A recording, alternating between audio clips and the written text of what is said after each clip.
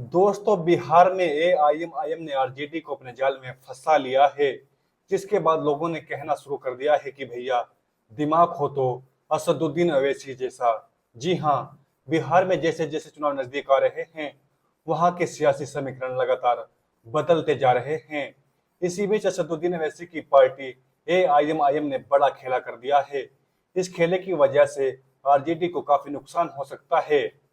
अगर आप हमारे चैनल पर नए हैं तो चैनल को सब्सक्राइब कर लीजिए, वीडियो को लाइक भी कर दीजिए और वीडियो को शेयर भी कर दीजिए।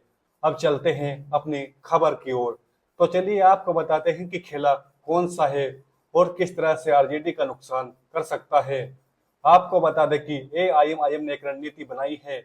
इस रणनीति के तहत वह दलित, मुस्लिम और यादव इसके साथ सवर्णों को भी साथ जोड़ना चाहती है और ऐसा गठजोड़ बनाना चाहती है जिससे उसको ज्यादा बड़ी सफलता मिल सके। 2020 से भी बड़ी 2020 में एआईएमआईएम ने 5 सीटें जीती थी। इस बार उसका लक्ष्य 10 के पार जाना है और इसके लिए गैर मुस्लिम लोगों को भी एआईएमआईएम ने कमान देना शुरू कर दिया है। जैसे एक रोहित मंडल के प्रभारी हैं राणा रणजीत सिंह, यह एआईएमआईएम के लिए काफी ज्यादा सक्रिय हैं और प्रचार कर रहे हैं। राणा रणजीत सिंह ने ही एआईएमआईएम की रणनीति का खुलासा किया है। उन्होंने कहा अगर आरजेडी मुस्लिम जहां जिन सीटों पर अच्छे खासे हैं वहां पर अगर उसने मुस्लिम उम्मीदवार दिया तो हम अपना उम्मीदवार नहीं उतारेंगे, लेकिन अगर उसने मुस्लिम उम्मीदवार नहीं दिया तो हमारा उम्मीदवार फिर उतरना वहां पर तय है।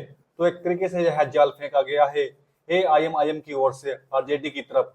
अब आरजेडी को मजबूरी में मुस्लिम उम्मीदवार देना ही पड़ेगा जहां पर ठीक ठाक मुसलमान आबादी होगी। आपको बता दें कि राणा रणजीत सिंह का बयान आप सीमांचल से हट के देखिए। सीमांचल में तो मुस्लिम से ही मुस्लिम टक्कर होगी। आरजेडी का उम्मीदवार भी मुस्लिम होगा, एआईएमआईएम का उम्मीदवार भी मुस्लिम होगा। यह सीमांचल से हट के है। यानी कि एआईएमआईएम की रणनीति इस बार सिर्फ सीमांचल तक सीमित रहना नहीं वाली नहीं है। सीमांचल से बाहर भी आरजेडी को तगड़ा नुकसान पहुंचाने की कोशिश है और आरजेडी को अपने जाल में फंसाने की कोशिश है एआईएमआईएम के द्वारा। और इसलिए एआईएमआईएम ने उसे कह दिया है कि जैसे मिथिलांचल में हो, गया हो गया, मगध हो गया, अगर वहां पर किसी सीट पर ठीक ठाक मुस्लिम है, मुसलमानों की आबादी अच्छी है तो आरजेडी को वहां पर मुस्लिम उम्मीदवार देना ही पड़ेगा। महागठबंधन को भी जो अच्छा खासा महागठबंधन है, जैसे कांग्रेस महागठबंधन में शामिल है, वाम दल लड़ रहे हैं, जो लड़ रहे हैं उनको मुस्लिम उम्मीदवार देना ही पड़ेगा। अगर उन्होंने गैर मुस्लिम दिया तो हम उम्मीदवार जरूर उतारेंगे और इससे नुकसान हो या फायदा, लेकिन हम उतारेंगे जरूर। तो एआईएमआईएम का ऐसा कहना है और एक तरीके से अब आरजेडी को मजबूरी में ही सही लेकिन ज्यादा से ज्यादा मुसलमानों को टिकट देना पड़ेगा, क्योंकि एआईएमआईएम ने उसे अपने जाल में फंसा लिया है और इस जाल से निकलने का कोई दूसरा रास्ता नहीं है। 2020 में आरजेडी देख चुकी है कि कैसे सीमांचल में अवैसी की पार्टी एआईएमआईएम की वजह से नुकसान हुआ, तो वो बिल्कुल भी असदुद्दीन अवैसी को हल्के में नहीं ले सकती और ना ही लेना चाहेगी। और अगर वह हल्के में लेती है तो नुकसान उठाने के लिए तैयार रहे, क्योंकि यह बात साफ हो चुकी है कि एआईएमआईएम बिहार में एक ताकत तो है, उसे इग्नोर नहीं किया जा सकता। 5 सीटें वो 2020 के विधानसभा चुनाव में भी जीत चुकी है और जैसे यह सक्रियता दिखा रही है, जैसे वह रणनीति बना रही है, इस बार उसे अच्छी खासी सफलता मिल सकती है, ऐसा दावा किया जा रहा है।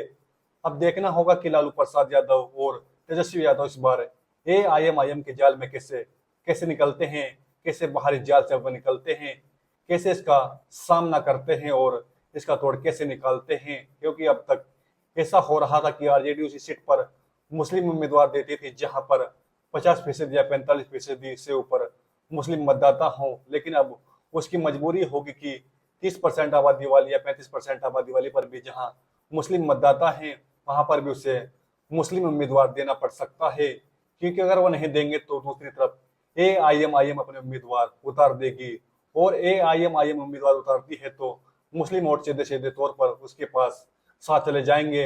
पूरे तो नहीं, आधे भी नहीं तो ठीक ठाक संख्या में चले जाएंगे।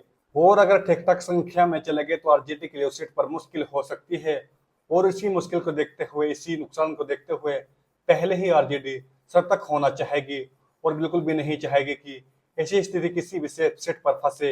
यानी जो सीट मानी जा रही है कि आरजेडी के लिए सुरक्षित है, उस सीट पर आरजेडी बिल्कुल भी रिस्क नहीं लेगी और वहां पर तो AIMIM को घुसने भी नहीं देगी या वहां पर AIMIM को पैर पसारने नहीं देगी, और इसके लिए आरजेडी की ओर से रणनीतियां बनानी शुरू हो गई होंगी। इसकी बिल्कुल संभावना है। आरजेडी पूरी तरह से आशंकित है कि कैसे AIMIM से ज्यादा नुकसान ना होने दिया जाए, कैसे AIMIM को काबू में रखा जाए, कैसे उसे थोड़ा सीमित कर दिया जाए, और इस चुनाव में सीधे टक्कर एनडीए और महागठबंधन की हो, बीजेपी आरजेडी की हो, लेकिन AIMIM का एक फैक्टर है, एक फैक्टर जो 2020 में भी था, 2025 में भी एक फैक्टर है, और इस फैक्टर को लालू यादव, तेजस्वी यादव इग्नोर नहीं कर सकते। ऐसी पटना के सियासी पंडितों का दावा है। भविष्य में देखना होगा क्या कुछ होता है। अभी 3-4 महीने का वक्त है बिहार के चुनाव में, लेकिन चीजें जो सामने निकल कर आ रही हैं, लगातार AIMIM न सिर्फ मुस्लिम नेताओं को बढ़ा रही है बिहार में, बल्कि हिंदू नेताओं को भी बढ़ा रही है।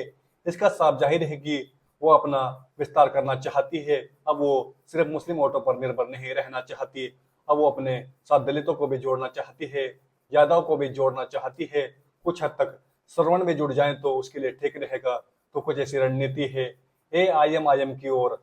AIMIM सीधे तौर पर तो नुकसान करेगी ही आरजेडी का, और आरजेडी का है भली भांति पता है। देखना होगा आरजेडी कैसे निपटती है, उसकी रणनीति क्या होगी। अब ये तो भविष्य में ही पता चलेगा। फिलहाल के लिए इस वीडियो में इतना ही। अगर आपको हमारा यह वीडियो अच्छा लगा है तो वीडियो को लाइक कर दीजिए, चैनल को सब्सक्राइब कर लीजिए और वीडियो को शेयर भी कर दीजिए। हम मिलते हैं किसी और वीडियो में।